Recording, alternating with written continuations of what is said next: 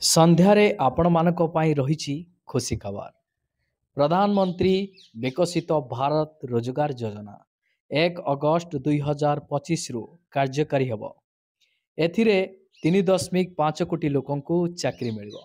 ଦେଖନ୍ତୁ ପ୍ରଧାନମନ୍ତ୍ରୀ ବିକଶିତ ଭାରତ ଯୋଜନା କ'ଣ, ତା ସହିତ ଏଥିରେ କେଉଁମାନେ ନିଯୁକ୍ତି ପାଇବେ, ନିଯୁକ୍ତି ପାଇବାର ପ୍ରକ୍ରିୟା କ'ଣ ରହିଛି, ଏହି ଯୋଜନାର ଲକ୍ଷ୍ୟ ଆଉ ଉଦ୍ଦେଶ୍ୟ କ'ଣ ରହିଛି, ଯାହାର ଡିଟେଲ୍ସ ମୁଁ ଏହି ଭିଡ଼ିଓ ମାଧ୍ୟମରେ ଆପଣମାନଙ୍କୁ ଷ୍ଟେପ୍ ବାଇ ଷ୍ଟେପ୍ ଜଣାଇବି।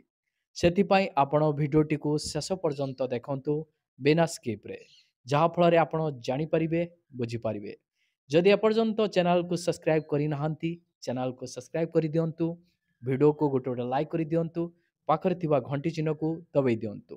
କାରଣ ସରକାରଙ୍କ ତରଫରୁ ନୂଆ ନୂଆ ଯୋଜନା ବିଷୟରେ ଏବଂ ଆପଣ ଯେଉଁ ଯୋଜନାରେ ସାମିଲ ହୋଇଛନ୍ତି ସେହି ଯୋଜନାର ନୂଆ ଅପଡେଟ୍ ଆପଣ ଆଗ ପାଇପାରିବେ। ଚାଲନ୍ତୁ ସନ୍ଧ୍ୟାରେ ବଡ଼ ଖବରରେ ଆପଣ ସମସ୍ତଙ୍କୁ ସ୍ୱାଗତ ଜଣାଉଛି। ଦେଖନ୍ତୁ ପ୍ରଧାନମନ୍ତ୍ରୀ ବିକାଶ ଭାରତ ରୋଜଗାର ଯୋଜନା। ଶ୍ରମ ମନ୍ତ୍ରାଳୟ ଅନୁଯାୟୀ ପ୍ରଧାନମନ୍ତ୍ରୀ ବିକାଶ ଭାରତ ରୋଜଗାର ଯୋଜନା 1 ଅଗଷ୍ଟ 2025ରୁ ଆରମ୍ଭ ହେବ। ଏହି ଯୋଜନାର ଲକ୍ଷ୍ୟ ହେଉଛି ଦେଶରେ ନିଯୁକ୍ତିକୁ ପ୍ରୋତ୍ସାହିତ କରିବା। ସରକାର 2 ବର୍ଷ ମଧ୍ୟରେ ଏହି ଯୋଜନାରେ 99,440 କୋଟି ଟଙ୍କା ଖର୍ଚ୍ଚ କରିବେ, ଯାହା 3.5 କୋଟିରୁ ଅଧିକ ନିଯୁକ୍ତି ସୃଷ୍ଟି କରିବ ବୋଲି ଆଶା କରାଯାଉଛି। ନିଯୁକ୍ତି ସମ୍ବନ୍ଧୀୟ ପ୍ରୋତ୍ସାହନ ଯୋଜନା ପ୍ରଧାନମନ୍ତ୍ରୀ ବିକାଶ ଭାରତ ରୋଜଗାର ଯୋଜନା 1 ଅଗଷ୍ଟ 2025ରୁ କାର୍ଯ୍ୟକାରୀ ହେବ। ଶ୍ରମ ମନ୍ତ୍ରାଳୟ ଶୁକ୍ରବାରରେ କହିଛି ଯେ ଏହି ଯୋଜନାର ଲକ୍ଷ୍ୟ ଦେଶରେ ନିଯୁକ୍ତି ସୃଷ୍ଟି କରିବାକୁ ପ୍ରୋତ୍ସାହିତ କରିବା। ଦେଖନ୍ତୁ 2 ବର୍ଷ ମଧ୍ୟରେ 3.5 କୋଟି ନିଯୁକ୍ତି ସୃଷ୍ଟି କରିବାକୁ ଲକ୍ଷ୍ୟ ରଖିଛି ଏହି ଯୋଜନା। ପ୍ରଧାନମନ୍ତ୍ରୀ ନରେନ୍ଦ୍ର ମୋଦିଙ୍କ ଅଧ୍ୟକ୍ଷତାରେ କେନ୍ଦ୍ର କ୍ୟାବିନେଟ୍ ସମ୍ପ୍ରତି ପ୍ରଧାନମନ୍ତ୍ରୀ ବିକାଶ ଭାରତ ରୋଜଗାର ଯୋଜନାକୁ ମଞ୍ଜୁରୀ ଦେଇଛି। ଶ୍ରମ ମନ୍ତ୍ରାଳୟ କହିଛି ଯେ 99,440 କୋଟି ଟଙ୍କାର ବଜେଟ୍ ସହିତ PMVBRY 2 ବର୍ଷ ମଧ୍ୟରେ 3.5 କୋଟିରୁ ଅଧିକ ନିଯୁକ୍ତି ସୃଷ୍ଟି କରିବାକୁ ଲକ୍ଷ୍ୟ ରଖିଛି। ଏଥିମଧ୍ୟରୁ 1,92,000 ହିତାଧିକାରୀ ପ୍ରଥମ ଥର ପାଇଁ କର୍ମଶକ୍ତିରେ ଯୋଗଦେବେ। ଏହି ଯୋଜନା 1 ଅଗଷ୍ଟ 2025ରୁ 31 ଜୁଲାଇ 2027 ମଧ୍ୟରେ ସୃଷ୍ଟି ହେବାକୁ ଥିବା ଚାକିରି ପାଇଁ ପ୍ରଯୁଜ୍ୟ ହେବ। ଦେଖନ୍ତୁ ଉତ୍ପାଦନ ଉପରେ ବିଶେଷ ଧ୍ୟାନ ଦେବେ ସରକାର।